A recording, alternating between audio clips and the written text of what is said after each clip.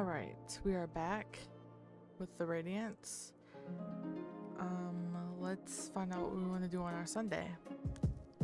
We want to play games with intellectuals in the common room. Okay. Sneak into the East Storm. Let's do it.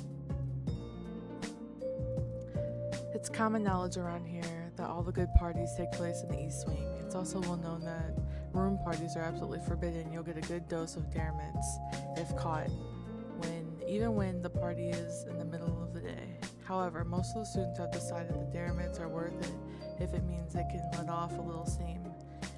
And today I guess I'm one of those people. I don't even know that person that's throwing the party, but I suppose it's hardly important. All that matters is that there's music, drinks, and people to talk to. What better way to spend an evening? This particular party is beyond crowded. So many people are crammed in a tiny space. That's not long before everyone begins dancing with anyone else who happens to be nearby. I've never been much for dancing, but tonight is different. I feel myself getting carried away with the energy of the room, my feet moving without even realizing it. Once the air becomes too hot to handle, I escape into the hallway, straight into the arms of the dorm master. So much for getting back to the room unnoticed.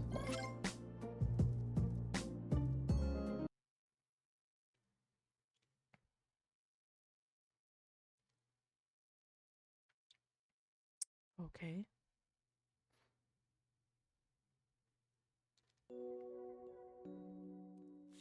Just as I'm drifting off to sleep, I hear a strange rustling sound coming from the door. I sit up listening carefully. Rayla doesn't appear to have heard anything because she's still sleeping soundly in the bed next to mine. I jump and approach the sound just in time to see a slip of paper slide under the door. What is this? I open the folded paper carefully. There are only a few words scrawled onto the paper, but there's still such a surprise. What? Who sent this? Don't trust the council. I open the door and peer out onto the hallway. Whoever it was, they're gone, but how did they get away so fast? That shouldn't be possible. I look at the note again. Don't trust the council. What is this supposed to mean? I move back to my bed and feel uneasy feeling washing over me. Pretty sure I'm not going to get any sleep tonight. Same, I didn't get no sleep tonight, or last night either, so. Alright, week 3, let's go.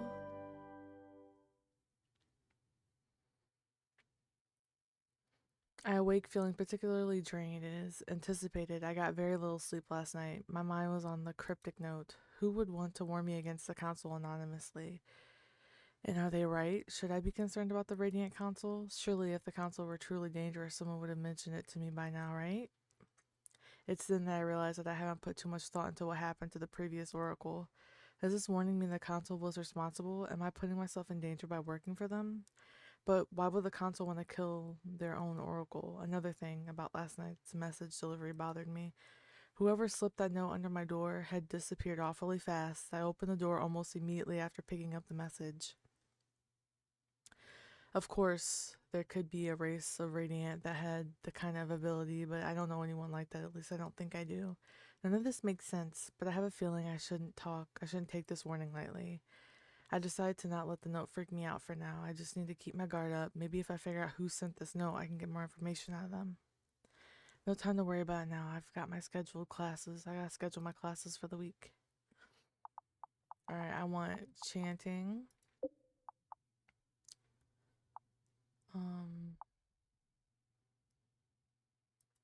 This geomancy chanting.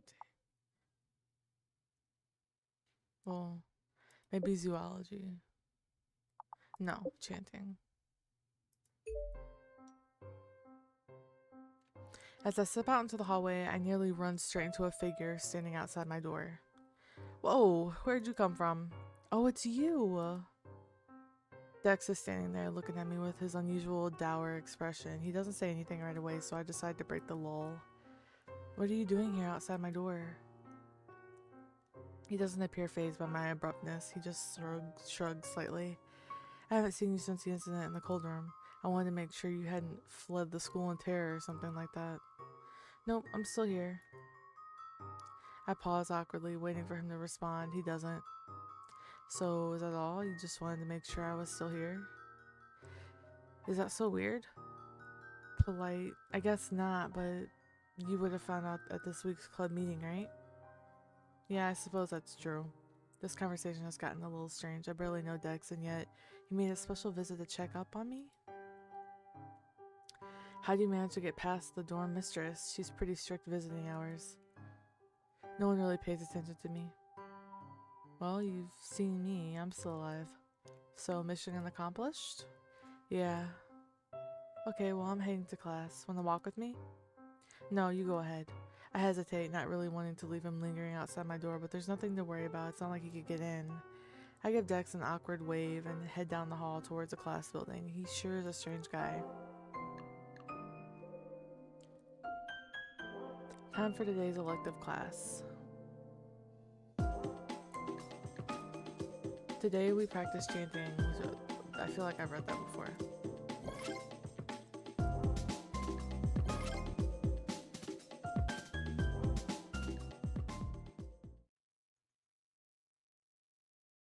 Okay. New day. Tuesday's alchemy class turns out to be a lot of fun with Kai as my lab partner. I feel that the professor learned his lesson on the first day about pairing me up with Cinder and decided Kai is a much safer bet. We managed not only to turn our stones into shiny gems, blue for me and red for him, but we finished the experiment with plenty of time to spare. Hey, since we finished early, we should go do that rain check. The what? For dinner, remember? You promised to take me to dinner? It's still early enough that we can go to the market outside Sarenville and make it back before electives. I hesitate. I really wanted to get some extra studying in before my tutoring session in a couple of days. Kai is still looking at me eagerly. I'm not sure today is a good day. I have quite a lot of studying to do. I'm pretty sure that's what you said last time. Come on, it'll be fun. Okay, I got an idea. We'll play a game. If I win, we go today. If you win, we'll forget all about it and I'll buy you dinner whenever you want. How's that sound? What kind of game? Have you heard of rock, paper, scissors? Yeah, you play that here? Oh yeah, Radiance invented rock, paper, scissors. I'm pretty sure that can't possibly be true, but I decide not to argue the point. I have a 50-50 chance of winning the game, so it's fair enough. Seems fair enough to me. Okay, I agree to your terms. Great, on the count of 3. 1, 2, 3. I throw my hand out, and aha, I chose scissors and he chose paper. I won. Kai screws up his face in a grimace. Oh no, this is awkward. You didn't expect to lose, huh? No, I mean it's awkward because you didn't win. You see, in Radiant Society, paper beats scissors. What? How? I mean, it's really very complicated. If I have to explain it to you, we'd be here all day and then none of us would get what we wanted. You're just gonna have to take my word for it, I'm afraid. I'm not sure whether to laugh at the ridiculousness of his actions or to sock him off in the arm. But Kai is in good spirits. I'm sure if I really didn't want to go, he wouldn't push me any further. So it's up to me. Do I want to spend more time with Kai? Sure. Okay, Kitsune. You've got a deal. Let's go. Excellent. Can't wait to show you my favorite spot. How do we even have money in here? I have spent no time outside of Sarenville grounds since my arrival, so I'm not really sure what to expect when we arrive at the village outside the school gates. The quaint little shopping district is not too far from Sarenville. Kai took me on the route that he dubbed his special shortcut. We passed by an outdoor market with a variety of colorful stalls selling all manner of food and drink. Kai stops at nearly every single one. Sorry. Ooh, this looks good. So does this. I have a small stipend I have received from the Council from Necessities, but so far I haven't needed to spend much of it. I'm not even sure what things cost in a place like this. Kai ends up not settling for a single meal, but rather endless pieces of candy and sweets from every stall he visits. I've always wanted to try one of those. Oh, I'll take one of those too. Hang on 1 minute. If you get any more candy, you're gonna bankrupt me. I'm cutting you off. But we haven't even made it to the end of the street yet. Let's just take a breather and you can eat what you've gotten so far. We sit on the nearby bench, Kai's arms laden with his collection of sweets and candies. Wait, you only got one thing? I kind of Chose paralysis. There were so many. I kind of had. I said I kind of chose. I kind of had choice paralysis. There were so many things I've never seen before. Well, in that case, I'm about to take you on a magical journey. He pulls out the first item in the bundle, a sweet that looked kind of like a cookie, but it glistening rocks instead of chocolate chips. Kai breaks the cookie in half and passes one piece to me. Are you sure you want to share your stash? Of course, you're my friend. Besides, you did pay for them. What is it? It's a Moon Forest ice cake. There's ice in here? Moon Forest ice isn't like normal ice. It's sweet and it doesn't melt. Try it. I take a bite of cake. By the looks of it, I expected the ice bits to be hard and crunchy, but they melt in my mouth like chocolate, only it tastes different somehow. This is great. Told you, it's one of my favorites. I'll try this one. We go through the entire pile of treats like this. Kai splits it, described it to me in delights in seeing me and my reactions, trying the unfamiliar flavors. After we worked our way through the entire stock, I feel full enough to burst. This was definitely worth it. I'll have to get you to buy me dinner more often. Not a chance. I won't be falling for that trick again. I did enjoy myself. It was certainly nice to get out of the school and focus on something other than my failures as a seer for once. But now I gotta go back. I still have my elective class to attend.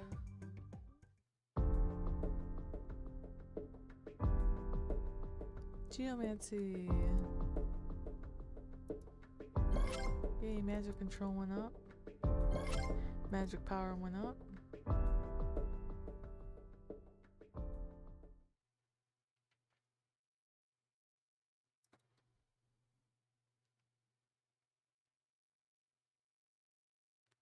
It's time for this week's club meeting. Okay, everyone, I'm pleased to announce our two new members. Nori and Dex have passed the trial and are officially members of Sanville Mystery Club. There's a smattering of applause from the other club members. Dex makes a sort of groaning sound under his breath. I am very interested in hearing both of your experiences in the cold room. Dex, did you witness anything strange in there? Of course not. It's just a dark, old room. I just took a nap. Tanya glares at him for a moment before turning to me. How about you? Well, I might have experienced something in there. Like what? Did you feel the cold burst? Lots of us have felt it there. There's a murmur of agreement. I did feel something that felt like a cold gust of air while I was walking around the room. Yes, that's when you know the ghost is present. The space they occupy always drops by 10 degrees. They have to draw energy from the area in order to manifest, and in that case, that energy is heat. However, no one has actually seen or heard the particular ghost. We think it may be because it can't pull enough energy to actually appear. Well, I actually think I might have heard it. What? Really? Are you sure? I'm pretty sure it sounded kind of like a whisper in my ear, but I'm not sure I completely understood what it said. That's not entirely true. I am pretty sure I heard the voice say you, but that doesn't make much sense. Why would a ghost say that? This is amazing. No one's ever heard a ghost speak. Maybe it's drawn to you. She probably just heard sounds from the breeze that caused the supposed cold spot. If there was a draft, it could make it sound like whispering.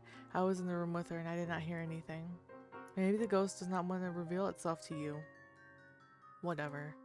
Well, Nori, this is an exciting development. Do you think you'd be willing to go back in the room to see if the ghost will speak to you again? I suppose I could.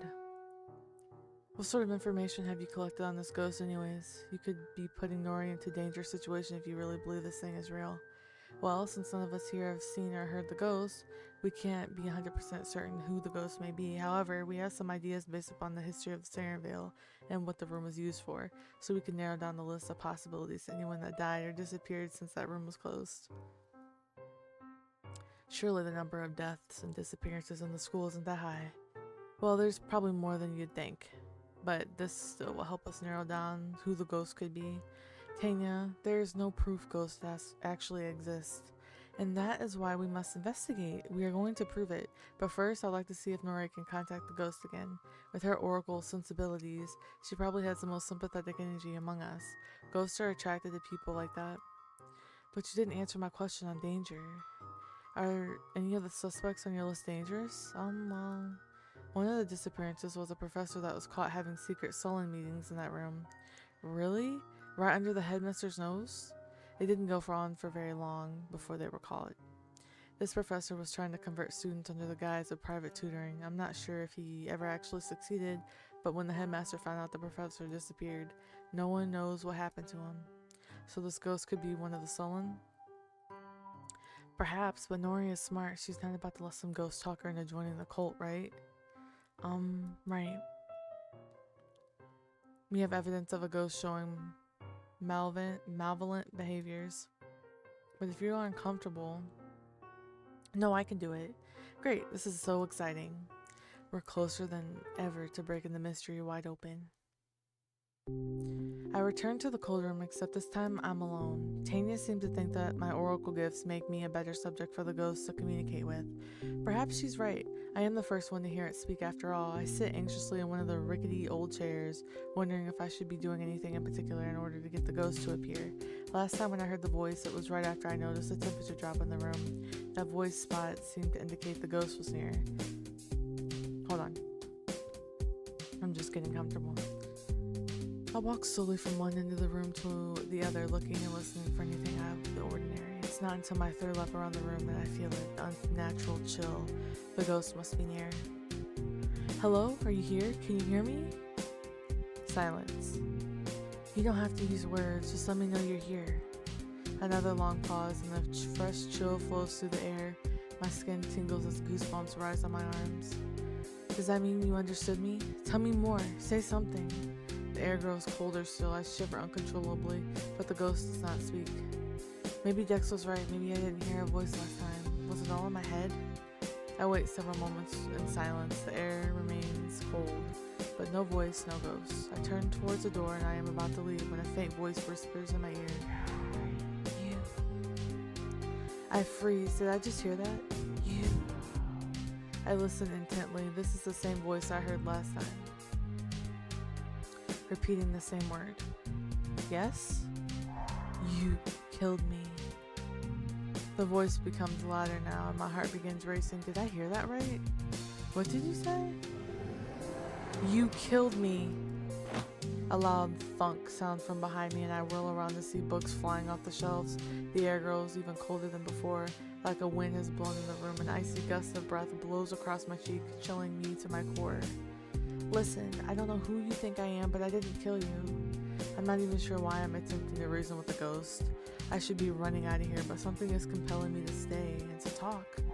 It was you. You killed me. How could I possibly have killed you? I don't even know who you are. Another gust of cold air waves over me and then another flash of light. I squeeze my eyes shut, blinded by the brightness. When my vision returns, there's a figure in front of me, a young man not much older than I am, dressed in a school uniform. This is similar to my own, but different. His form is not quite solid, but solid enough that I could reach out and touch him. One thing for sure, I've never seen this person before in my life. The figure looks at me expectantly. Who are you? Don't you know? I rack my brain for any recollection of this person, but I come up blank. I definitely don't know him. Look, I've never seen you before in my life. You must have me confused with... The ghost gives a roar of anger and disappears right before my eyes, but the icy chill that lingers lets me know the ghost is still here. Don't go, we can talk about this. I know I didn't kill you, but maybe I can help you find out who did. When the ghost appears again, it's standing much farther away from me, which suits me just fine. I have no idea what the ghost is capable of. I don't want your help. At least tell me who you are. I don't remember. You don't know your name? No. But you were once a student at the school, weren't you? I don't know, I only know I was murdered here.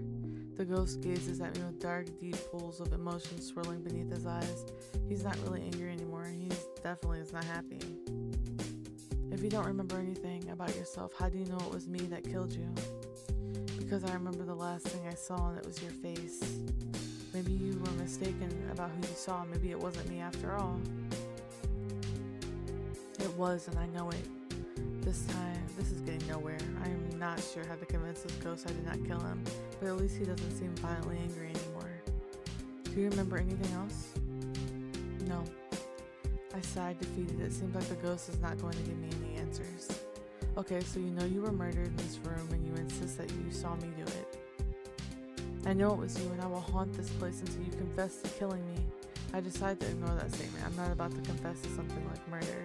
I need to find out the identity of the ghost, but there isn't enough information to go on. It seems I'll have to do a little more research. Look, Mr. Ghost, I want to help you do whatever it is you need to do to move on or whatever, but I need you to promise me that you're not going to go all poltergeist on me, okay? The ghost stares at me for a long moment before he finally nods slowly. Alright then, I will leave you alone for now. I'll be back once I get some more information. He gives me a final nod and then vanishes. With one last shaky breath, I turn and hurry out the room.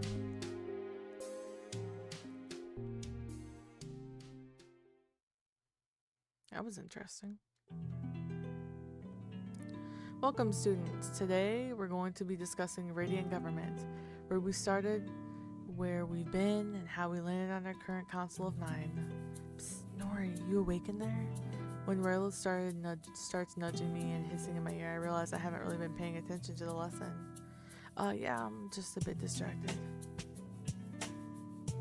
Oh no, I'm rubbing off on you. Wait, don't answer that. I'm not sure I want to be responsible for the downfall of the future Oracle. I make a half-hearted attempt to sit up straighter, as if that is going to fix everything. Rayla snickers as she watches my struggle to look attentive. Go ahead and zone out. I'll let you know if anything important happens. I give her a grateful smile. I'm not exactly zoning out, however, my mind is preoccupied with other thoughts. While Professor Mordain tells stories about how the first Radiant Council was formed after the Big War, I find myself instead thinking of the fate of the girl on the street. After the mysterious note I received on Monday, I am feeling extra pressure to learn more about what happened to her. I flip through the massive textbook hoping to find anything that might give me a clue to who the former Oracle was, but the subject is mysteriously absent from the pages. Only vague mentions of former Oracles predicting important events are included. No names, no details on who they were. Doesn't even mention when one Oracle became the next. They just referred to as an Oracle, as if they were all the same person. I closed the book in frustration. Luckily, it looks like the class is over and students are slowly filling out of the room. Professor Mordain is busy answering questions from a gaggle of student admirers. He seems to really enjoy sharing his knowledge. Sorry. Wait, that's it. If anyone would know more about the history of oracles, it would be the Professor Mordain. Everyone says he has an uncanny knowledge of the past, and I'm not sure why I never thought to ask him before. I wait until the rest of the students have filed out of the room before approaching the desk. The professor has already settled into his chair, drinking slowly from an ornate teacup. He smiles brightly at me as I approach. Miss Adonis, what can I do for you? Hi, Professor. I was kind of hoping you could help me with some information about the oracles. I haven't been able to find much in the history textbooks. Ah, yes, the council is very secretive about the oracles. It's understandable considering their power and rarity, but I can't say I agree with them making the information not readily available. So there aren't any books on the subject? Oh no, there are books, just not in places students can access. Well, that's disappointing. How am I ever going to prepare myself for possible dangers if I don't know anything about my predecessors? Do you think you could get me one of those books for me? He smiles wildly as if he was waiting for me to ask that very question.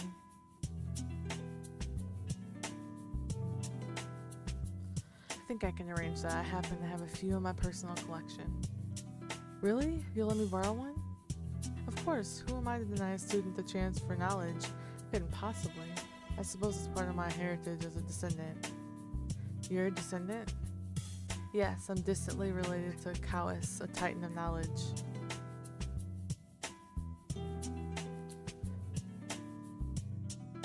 Well, that makes sense. It does, and that's why I love spreading knowledge. If anyone should know the history of oracles, it is you. Wait, here a moment. He stands up from the desk and approaches a tall bookcase at the back of the room. This is the first time I've noticed it, but it's completely full of ancient-looking books. He definitely is a collector. He turns his back to me and rummages around on the shelf. After a few moments, he turns back, book in hand.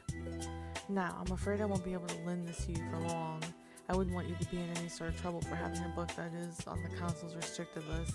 Normally, they require you to submit a petition directly to gain access to these materials, but that can take months, so we'll just let this be our little secret. Just return the book to me after the weekend.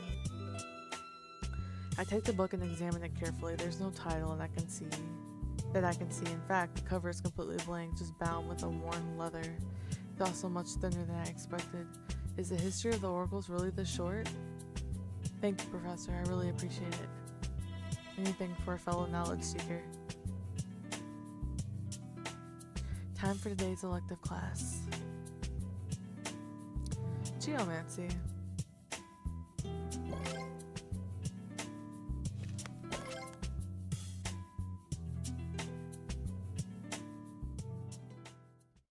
Sweet. After class, I'm tempted to plant myself on my bed and pore over Professor Mordain's book, but today is my first private tutoring lesson. I'm kind of nervous, but I don't want to miss out on a chance to learn more about my visions, even if it means I'll be trapped in a room with a mere person, oculi. When I reach the appointed room, I pause. Why am I so nervous? I knock tentatively. Oh God, I can't talk. At first, no one answers. I'm just wondering if I should knock again when the door swings open and a familiar face appears. Arian. Arian is an Ecoli? Oculi? I'm not sure what Ecoli. Girl, I'm so tired. I did not sleep last night. I got like 1.5 hours of sleep and I am like drowsy, bitch. Anyways, Arian is an Oculi? I'm not sure what I expected, but this was not it. Then a more pressing thought grows. Arian is going to be my tutor. This guy who clearly does not think highly of me. I am suddenly not so excited about this lesson. Good evening. Arian turns around and moves into the room. I pause. I have a sudden urge to bolt. Well, are you just gonna stand out there or are you coming in? Yeah. It's a study of sorts, reminding me somehow of a very fancy psychiatrist's office. Not that I'd ever been in one. Welcome to my office, Miss Adonis. You have an office? I am Professor Balin's assistant. I have many important tasks to attend to at the school, one of which is to tutor you. So yes, I have an office. I stand there awkwardly as he takes a seat behind an O? What happened? Oh no, my old desk covered in books and notes. Did y'all see that? My computer is acting so weird lately. Have a seat. I sit in the nearest chair and plump wing back and wait. Arian is busy writing something on a piece of parchment on his desk. Perhaps he was in the middle of something when I arrived. Several moments passed in silence and I really want to break it. So, Professor Balin told me that you're an Oculi. That is correct. He does not look up from writing as he speaks. I pause. When he does not continue, I decide to break the silence again. I'm quite interested in your race. It's not something I've ever heard of before. No, you probably wouldn't have. Oculi are exceedingly rare. There are only about 10 oculus in the world at a given time, and only a few oculi are released every century. But why are you released exactly? Professor Balin mentioned something about the will. You haven't learned about the will in any of your classes yet? Well, yes, it's been mentioned a bit. Then you should have already known the answer. The will is the unseen force of magic in the world. Every radiant contributes to this force. Too much or too little magic causes disruption in the balance. Terrible things can happen when the balance is affected. Oculi possess such strong magic that we are able to enter this world only to keep the balance in check. None of this makes sense to me, but once again, I don't want to admit my weakness to Arian, so I just nod, making a mental note to do a bit more research on the will stuff later. When he has finished writing, he finally looks up to me and gets right down to business. I have a feeling this guy doesn't do well with small talk. In these lessons... Sorry, my dog's barking. Okay, in these lessons, I'll be teaching you to control your visions with a variety of exercises starting with basics. It is clear you do not have a strong foundation in the ways of your mind, so we must start at the very beginning. Today, we'll focus on strengthening your mind's eyes. Do you know what your third eye is? Of course I do. Good, then there is at least something I won't have to waste my time on. You will practice today by simply visualizing. I'd like you to close your eyes and visualize the number 1. Do not just think about the number, you must see the number in your mind. The clearer, the better. Do it now and hold that visualization for 20 seconds. I do as I'm told. I close my eyes and concentrate, imagining a big, bold number 1 in my mind. How clear is clear exactly? After about 20 seconds have passed, I open my eyes and look at Arian. Okay, now what? Now you move on to number 2, the number 3. Continue doing this until I tell you to stop. I close my eyes again and repeat the process, visualizing giant bold numbers in my mind's eye. When I get to number 50, I wonder how much more of this I'm supposed to do. I open my eyes to covertly peek towards Arian, who is once again writing at his desk, eyes cast downward without looking up. He speaks. I did not tell you to stop, Miss Adonis. Does he have eyes in the back of his head? I guess I can't put it past him. I close my eyes again and imagine the number 51. No, Miss Adonis, you must start over. My eyes fly open in indignation. He's making me start over from 1? Wait, how did he know which number I was envisioning? If you aren't serious about this, then you can see yourself out. I say nothing. It seems I really don't need to, since he appears to be able to tell what I'm doing and thinking regardless. I give a deep sigh and close my eyes again, this time refocusing on the number 1. An endless amount of time seems to pass after I get to number in the hundreds. I feel as if my mind's eye is completely delirious. Finally, Arian's voice rings out across the small study. Open your eyes. I breathe a sigh of relief. My eyes open and the light of the room burns into them. That's all for today. I'll see you again next week. Wait, that was it? That's all I'm going to learn? Just an hour or more of counting in my head?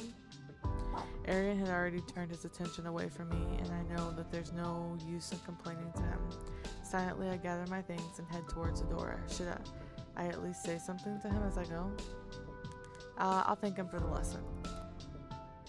Thank you for the lesson. He looks up from the desk. I do not need thanks, Miss Adonis. Just treat your studies seriously. I nod in response and head out the door.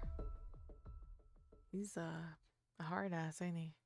It's nearly curfew by the time I return to my room. Rayla's there, apparently trying on every pair of boots in her closet. There are scattered shoes all over the floor, and she is modeling the latest pair in the mirror when I enter the room.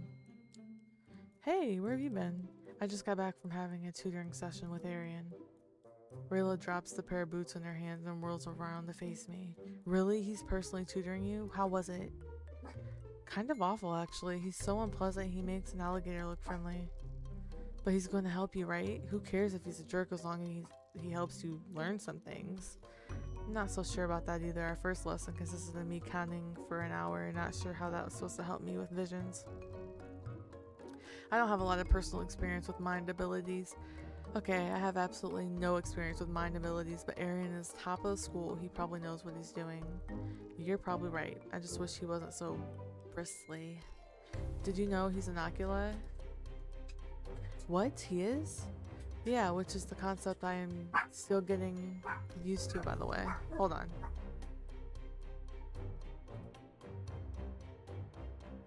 Okay. I had no idea we had an oculi at our school, and I know everything. I never thought I'd meet one in my lifetime. They're super duper rare. So I've heard. Have you ever, tried an Oculus? Looked into one, I mean? Oh no, my kind don't really mess with that kind of stuff. A lot of my clan actually thinks most mind abilities are a way ticket to Sullentown, easily corruptible and all that. Not that I think that or anything. I know you don't. I don't really know that I blame them, though. A magic mirror that tells me what's going on in the world whenever I want it. It's a scary concept, actually. So you didn't know Professor Balin has an Oculus in his room? I did know, but I haven't actually seen it. Have you? Yes, I saw it on my first day. Was it still active? Well, of course it would be. If it weren't, it'd just be a mirror, wouldn't it? There were dark swirling patterns inside, but I didn't see a person or anything in there. I tried imagining Arian's face behind the dark, glassy surface. I'm pretty sure oculi don't take a human form until they're born outside the Oculus. Born? You mean they come out as infants? No, they come out as whatever age they are at the time of release. I'm pretty sure it's different for every oculi, but I'm not an expert. They don't really teach us too much about them in school. I only know what I've heard. I fall silent as I try to wrap my head around another impossible thing that exists in this new and strange world. Rayla gets up again and returns to her shoes. So when's the next tutoring session? I'm supposed to have another one next week. Supposed to? Are you not going to go? I'm not sure yet. And I'm not. I'm not. Arian might be able to help me, but is putting up with his attitude worth it? I'll have to decide before next week.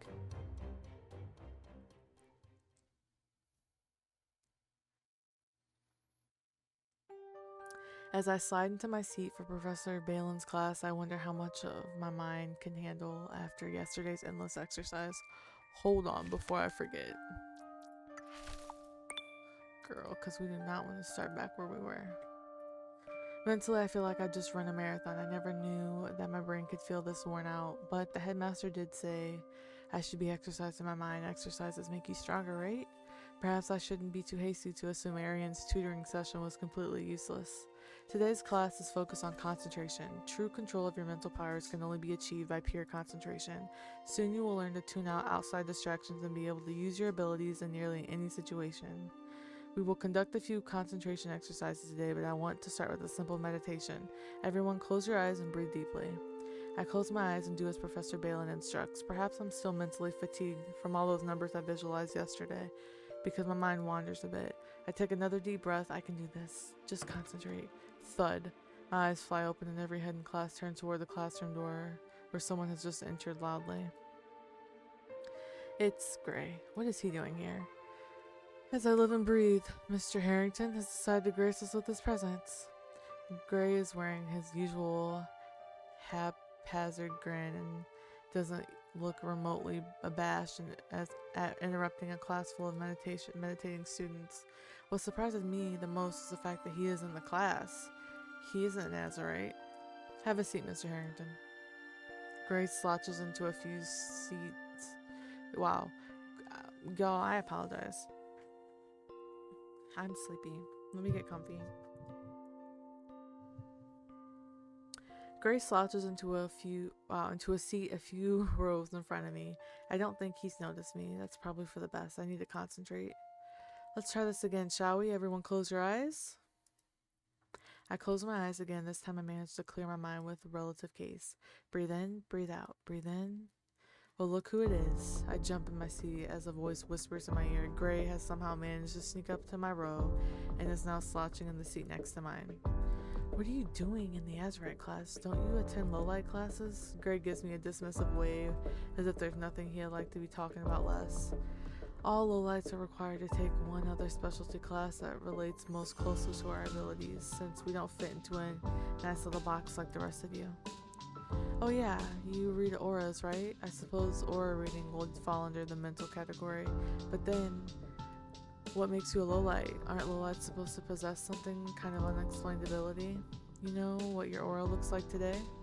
What? It's mostly orange, which means you're feeling ambitious, but it's lined with gray, which means you're also skeptical, which is what is that you're afraid of. He's leaning even closer to me now, whispering as if we were sharing some kind of big secret. Still, I'm feeling uncomfortably exposed by his observations. I haven't told anyone my fears about the council and the death of the former oracle, but I'm not really ready to go there. Time to change the subject. Shh, I'm trying to meditate. Why? Because I need to be better. I need to have better control over my abilities. You think meditation is gonna help? I sigh deeply. Somehow he always knows exactly how to push my buttons, but it's good. But is it in a good way or a bad way? Answer him. Yes, I do think it will help me. Professor Balin says meditation is the best way to exercise the mind's eye. Learning to breathe in silence is not what it takes to master the mind. Oh yeah? Then what does it take, Mr. Smarty Pants? Ooh, now you're calling me pet names. I see our relationship is moving to the next level. We don't have a relationship. Then what do you call this delightful banter we're having right now? I call it disruption. I turn away from him and squeeze my eyes shut. Maybe if he sees I'm busy, we'll stop talking. He doesn't. Instead, his voice grows suddenly serious. There are always disruptions. No matter what they tell you, the mind can never truly be in control. Your true nature will always win, pulling you back in like an invisible tether until you can no longer think at all. I open my eyes and turn to him, surprised. Something and his voice was unsettling. One moment he had been a usual flirty self. Now this? Where did this come from? He was no longer looking at me, but staring up at the ceiling, head rested on the back of his chair. Gray, are you okay? He looks towards me and his face changes, reverting back to the usual lazy smirk. I'd better go. I need to concentrate. Wait. I try to stop him, but he slips out of my grasp and slides out the door silently. I'm definitely not going to be able to concentrate now. Time for today's elective class. Chanting. Alright, charm has been increased, leadership has been increased, good.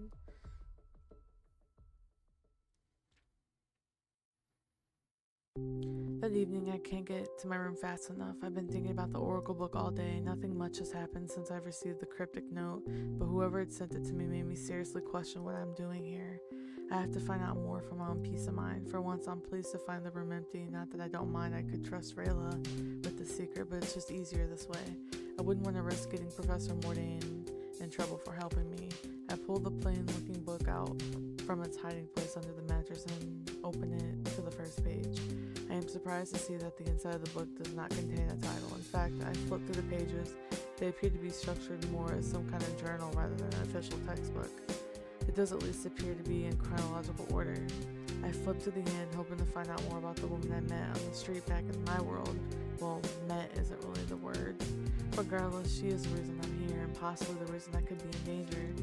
Sybil, served 1901. Of course, this book would have not been updated and include her death. It only occurred a few weeks ago.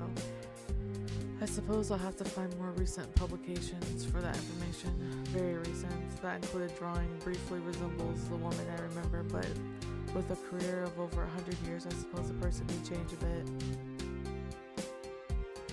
It says that she was given the gift of the Oracle while attempting to save a man from drowning. Wait, does that mean the Oracle before her was a man? I flip back a few pages. Sure enough, the previous entry depicts a male Oracle. William served from 1866 to 1901. William didn't serve as an Oracle for very long. Was his death an accident? Did all the Oracles die in some tragic manner? I turned to the previous entry. Al-Hiri served from 1622 to 1866.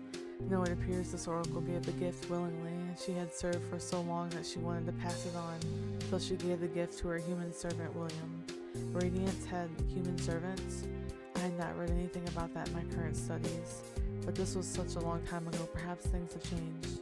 Maybe Al-Hiri gave him the gift so he could stay in the Radiant world rather than return home. But what happened to William to cause such an early death? The pages are vague on details, only that he was boating somewhere in Greece and had an accident.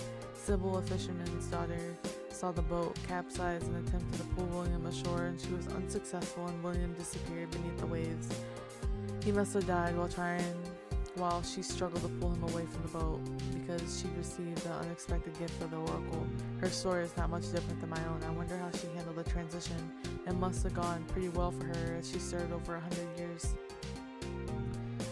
Would she do that if the council were some kind of organization not to be trusted? Suddenly, a loud bang shakes me from my thoughts. Rilla had returned, and she was already talking a mile a minute about every last thing that happened to her today. I beam at her and close my book, tucking it under my pillow. Perhaps I can sneak some more reading time later.